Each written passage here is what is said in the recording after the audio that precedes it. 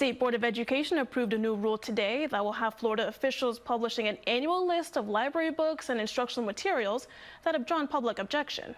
The rule will carry out part of a 2022 law that increased scrutiny of school library books and instructional materials amid a broader push by state officials to weed out what they call inappropriate content.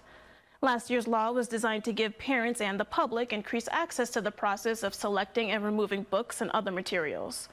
A chancellor with the state education department says the new rule adopted today provides reporting guidelines for districts to give information to the state about materials that have been objected to.